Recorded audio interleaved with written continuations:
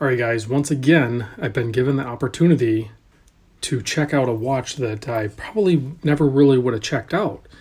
So my friend Tony sent over this Unimatic. I'm pretty sure this is the U2. I think yeah. So it's a U2, and everything that Unimatic does is in a limited production. So this is like a run of 400. And I think most of what I've looked at was runs of 400. They do some runs of like 250, maybe even smaller yet again. But everything they build seems to really embrace the uh, the simple side of things. So, and that does a couple things. One, it gives a really good design, I think. But two, it also keeps the price low on a really good quality product that is also limited production. And if you go search up Unimatic on eBay, some of them have went way up in value depending on how desirable it may or may not have been. But let's just talk about this watch, and hopefully I'll get more Unimatics in later on down the road. So you're looking at sapphire crystal, a pretty unique case shape, but all while being relatively simple as far as the machining side of things. It's not, all bellied out and elaborate or anything like that. And even the finishing is pretty much straight up brushed. The crown, even the way that's made and everything. But there's some little hidden gems here. I mean, like, for one, the K shape just screams strength to me. It's going to be a very strong watch. The crown is really good coin bezel of it, for grip. The threading on it is great. The pop is nice. The play on it, there's like little to no play. It does have a ghost date wheel on it because they're using the Seiko NH35. I'm not sure if they're regulating or anything. At some point, I'll throw it on the time grapher. But the one thing I noticed right away, and you don't see this on very many watches, is the case is all like, other than the screw down case back, it's all one piece. So a lot of times watches will do a bezel here, you know what I mean, that snaps onto the case and then the crystal gets pushed into the case and then the bezel kind of conceals it. This one, it's all one piece, the case to the bezel, and then the crystal gets pressed directly into the case. There was a Certina that I had a while ago that also had that, much more refined and dressier looking than this. Has that same concept, but being more rugged and utilitarian.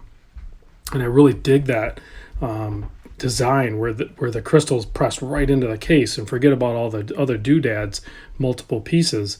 I don't know what it takes to manufacture it at that level. Maybe it's easier, maybe it's not as difficult, or more difficult. I really don't know. Not in that world, but I like it. I think it's very cool and it's aesthetically pleasing to me. So the case back on this guy is actually really neat too. There's a bunch of information there. I'm going to zoom in, so if you want to pause it and read it, you can. But there's some information there as far as gauging distance of things using your fingers. So pretty unique. And I know I didn't mention this, but this is made in Italy. This is a straight up Italian company, and they are making a very good high quality product, but keeping the price down. So you can see it has a almost antique style dial and patina type loom. I'm pretty sure they're using a heavy application of C1. So I haven't even looked at the loom yet. We'll share the loom together here in a moment. But I'm not expecting amazing things from the loom department, but it should be adequate, I'm sure. Also, this one came with this really cool single pass rubber style whatever strap you want to call, with the hardware already included, and it's a very interesting color. I like that green with a touch of gray blue there. So this thing would look great on there. And it would be super comfortable. The canvas on with the leather backed is actually really comfortable too. But this thing, you know how a lot of these straps smell like vanilla? This one has like a little bit different. It's vanilla-esque, but it has a little bit different scent to it. And it's a little bit more refreshing. It's actually pretty nice. I don't know how they get to that scent or what they do to make that happen, but I appreciate it. I think it's kind of nice. So let me pop this thing on wrist. I'll give you somewhat of a idea what it's going to look like on a 7¼ inch wrist, maybe a touch smaller than that. But oh, you know what? Did we talk about the size? We didn't talk about the size. This is a 38mm watch, not including the crown. Wow, I can't believe I didn't talk about the size yet. So 38mm watch. Maybe I did, but we'll talk about it again if I did. 47.6mm lug to lug, and you can see the lugs don't turn down or anything, but that's fine because they're not that long, and you're going to wear it on a strap, so you're going to get that comfort level just because they're going to pivot down.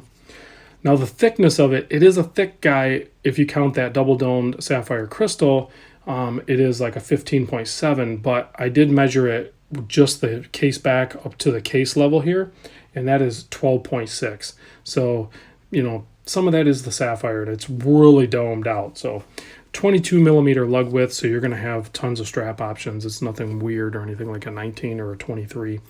So, and I think this thing would work really good on single pass like this or other NATOs and stuff like that. So if you're a strap type guy where you like to change them out, this guy will definitely do that, no problem. So let me give you a Loom shot, and again, big thanks to Tony for lending this in. I appreciate it. I'm glad I got to check this one out for sure.